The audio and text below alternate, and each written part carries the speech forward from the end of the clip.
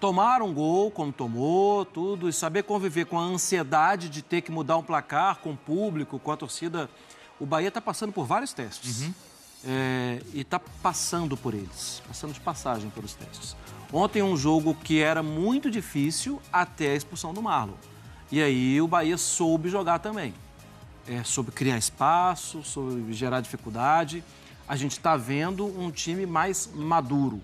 Com mudanças, com 9, sem 9, com mudanças na lateral, com um meio mais técnico, com um meio um pouco mais robusto em algum momento, com banco de reservas entrando, a gente está vendo maturidade no elenco do Bahia. Eu acho que isso tem me chamado a atenção, Marra, que é a questão do elenco. A gente falava sobre o Rogério Ceni nesse trabalho do Bahia, como também ele precisava de uma certa profundidade para aguentar toda a competição e o que os jogos vão apresentar para ele, Mari. Mas parece que ele já está começando a entender as peças que ele tem, o momento que ele mexe na equipe, como ele consegue usar quem ele tem no banco a favor do que é o interesse do jogo, né? Pois é, e aí ele ganha as opções, né? Com o Depena, com o Estupinhan, com o Biel, enfim, com o Ademir. E ele vai entendendo em que momento que o jogo pede isso, né? Porque não é simplesmente mudar. Então, assim, ele interpreta muito bem o jogo, né? Contra o Flamengo foi um jogo de altíssimo nível. E era contra o Flamengo, com o Bahia, assim, muito fiel às suas propostas de jogo. Não é sempre que o banco vai mudar, né? O torcedor tem que entender isso. Também não é taxar o jogador como reserva que entra. Se ele precisar entrar de titular, o desempenho precisa acontecer.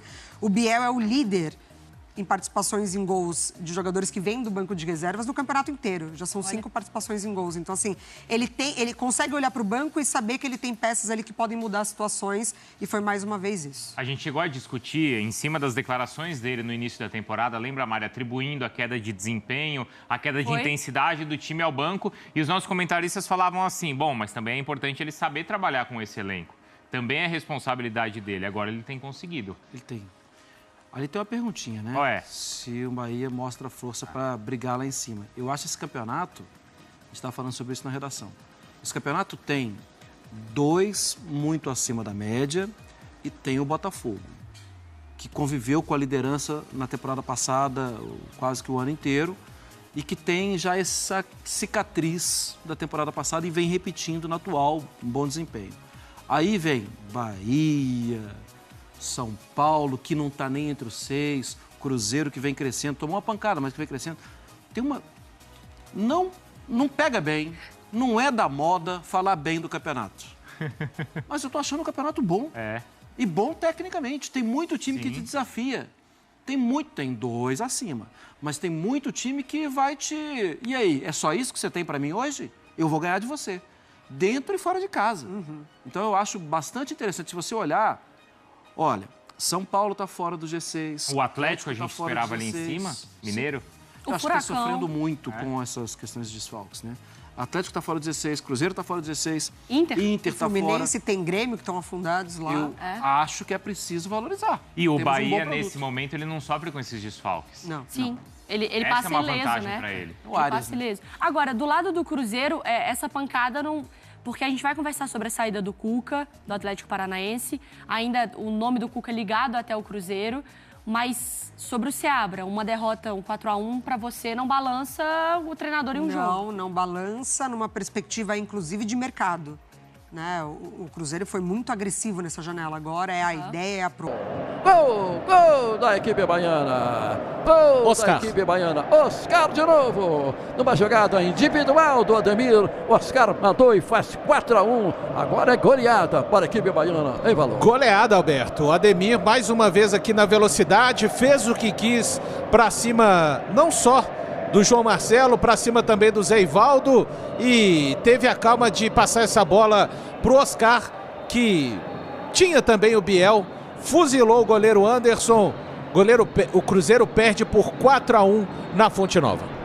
É um time totalmente desmantelado, né, Amanda? Desconfigurado, né, Alberto? Já não fazia um bom segundo tempo, perdeu um jogador também tem um impacto relevante na partida. E o Cruzeiro vai dando aí a oportunidade de tomar uma goleada na tarde de hoje, Alberto. Muito bem. Tá passando o tempo. Se o juiz quiser, ele termina o jogo. Mas ele é tão chato que ele não termina. Agora sim, olha o cronômetro para terminar o jogo. O árbitro com 4 para a equipe baiana, 1 para o Cruzeiro. Um jogo em que o Cruzeiro estava vencendo, tinha chances enormes de ser o vencedor dessa partida. A coisa caiu. Agora sim, teremos mais jogo ou já terminou aí?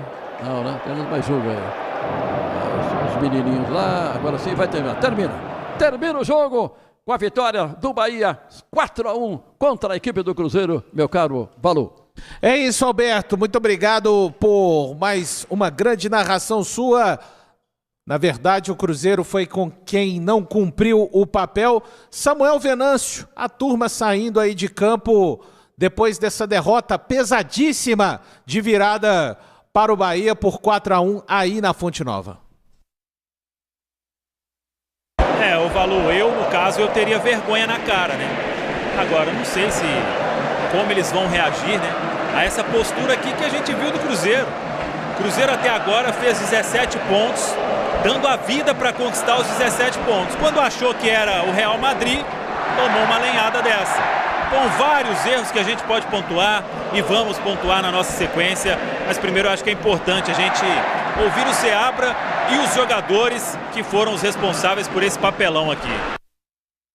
É isso, Cruzeiro 1, Bahia 4, Amanda Buru, o time que fez aquele primeiro tempo que a gente destacava, né? Bons 30 minutos pelo menos.